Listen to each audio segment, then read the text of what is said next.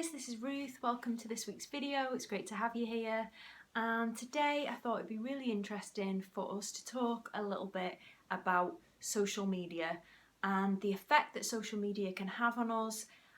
Mostly going to talk about the downsides of it and just some tips that I found have really helped me around minimising those negative effects that social media can bring about for many of us who are sensitive souls who struggle with our self-esteem like me.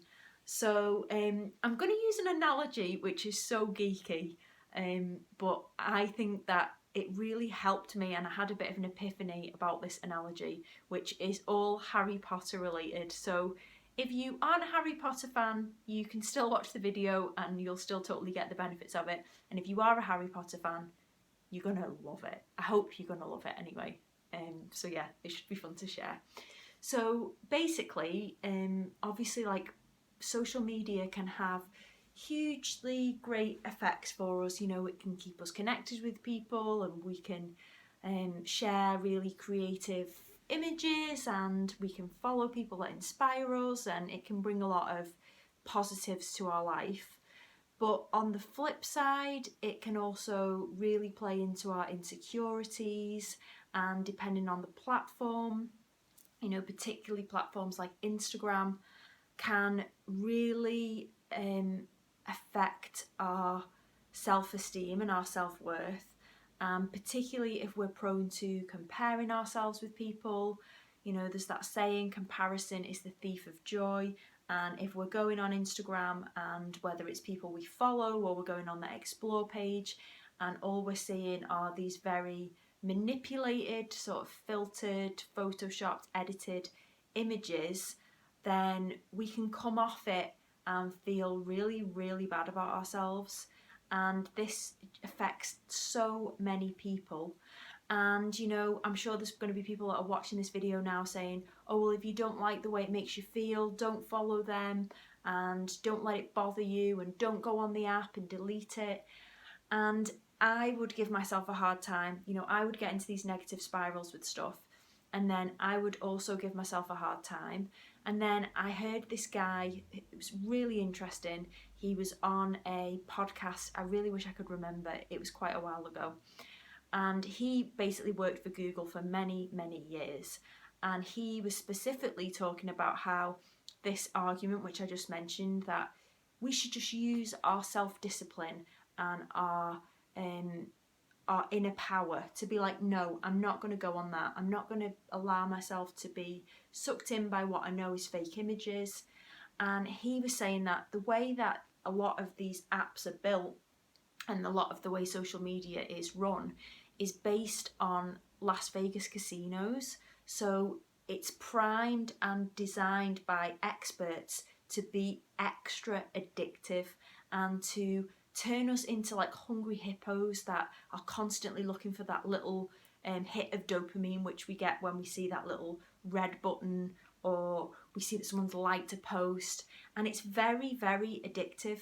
And he says that, yep, there's that level of addiction that's built into the apps, but also as well, if you imagine it, his analogy was that, you know, you in your little life are trying to fight the urge to look at the phone or go on Instagram or whatever is your trigger, social media.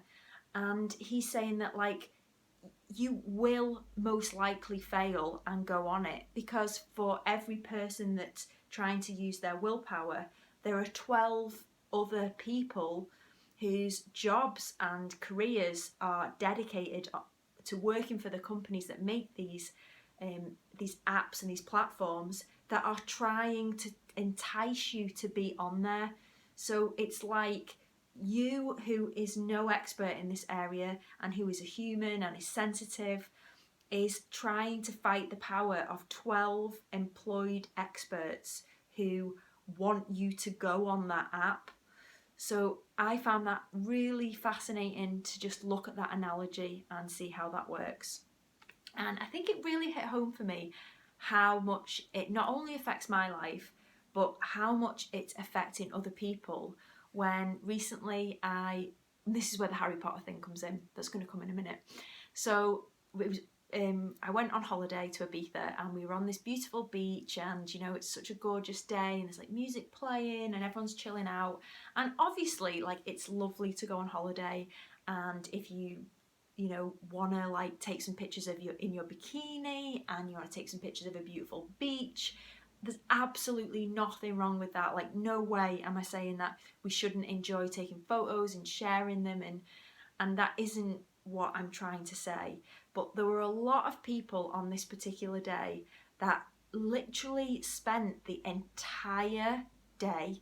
So we were there for 8 hours, and there were a couple of people that I really noticed more so than others, that they literally just spent the whole day taking photos and looking at the photos and then taking more photos and doing videos and going to all these different picture perfect spots around the beach. And like, they weren't on a photo shoot, they were just there with like their partners. And so I really could see the effect. And then there were all these boats that pulled in around the sunset time, and they were also like missing the sunset because they were all taking so many photos of them like posing on the boats. And I got this real strong image which reminded me of Harry Potter. So it's almost like this phone that we always have in our hand, and you know, we're not looking at the sunset, we're not just enjoying being in our bodies and experiencing the beach and maybe taking like a couple of snaps, we're literally got this thing stuck to us. And if you've watched Harry Potter, that there are these things called Death Eaters, and they're like these really kind of sinister, spooky ghost figures, quite fitting seeing as we've just had Halloween, and they guard Azkaban, which is this prison.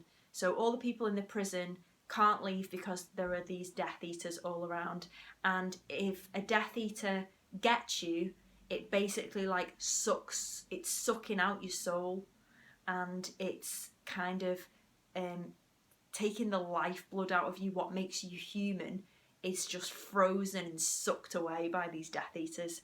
So I am sort of saying that the vision that I had in my mind is that, in a way, like, the phones are these lightsabers that can be, just throwing Star Wars in there as well, you know, some of my favourite films.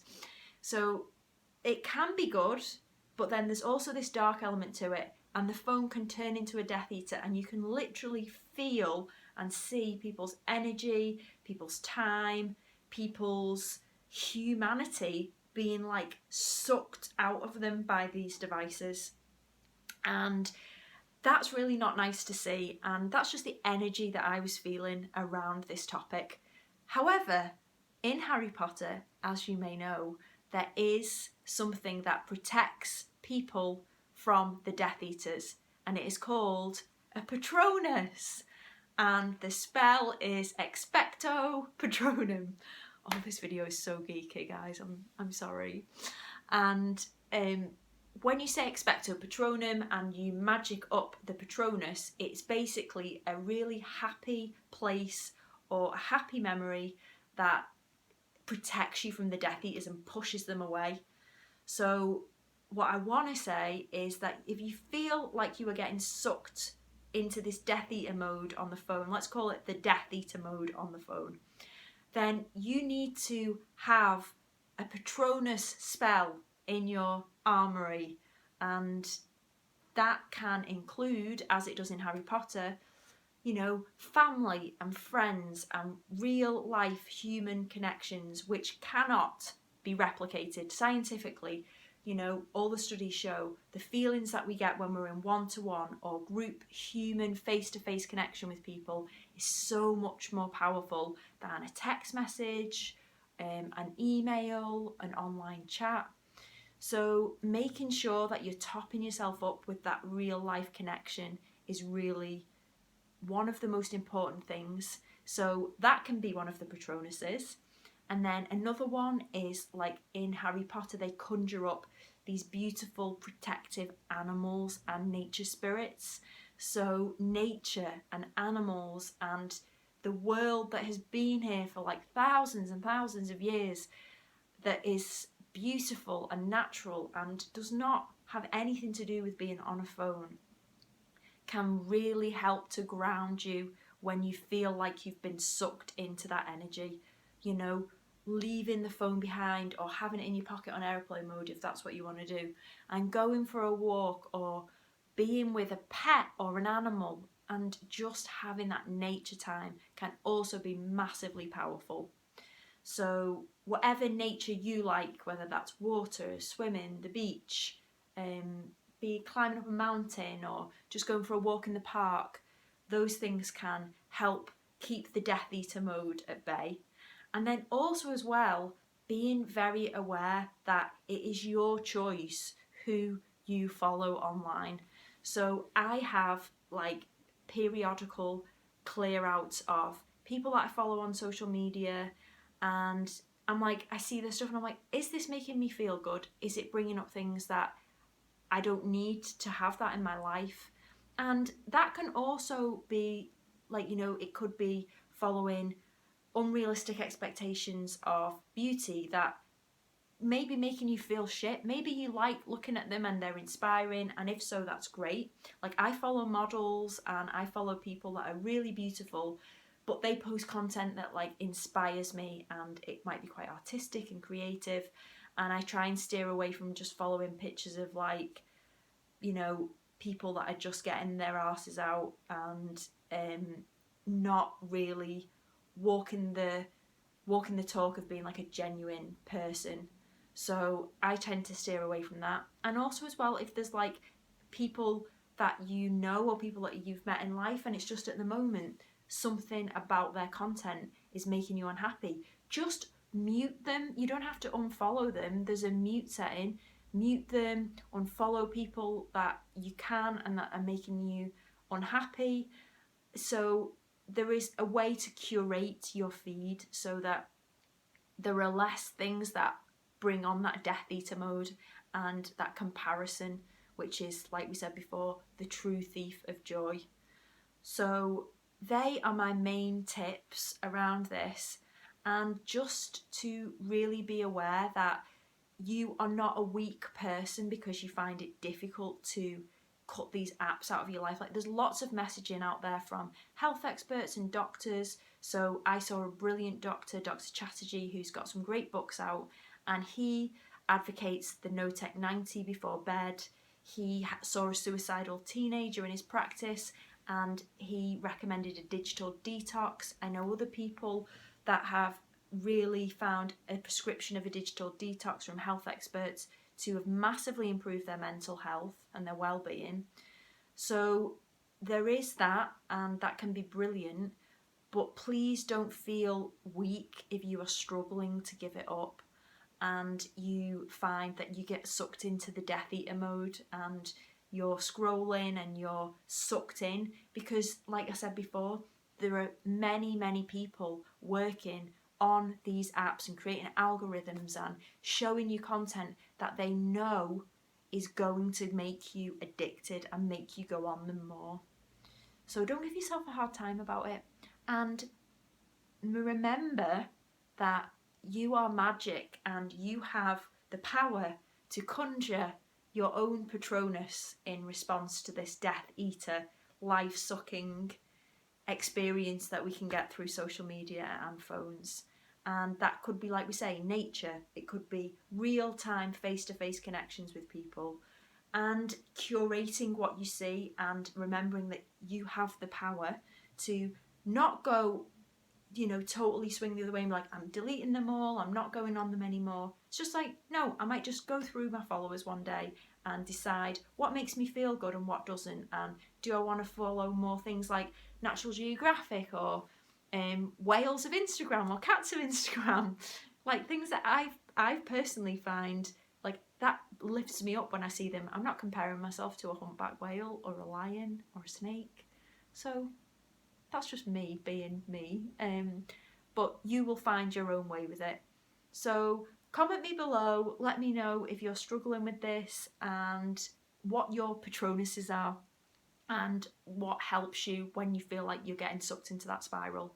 So I hope that if you're a Harry Potter fan, you have enjoyed the little references, and if you're not a Harry Potter fan, that you still got the gist of it. But watch Harry Potter, it's really good.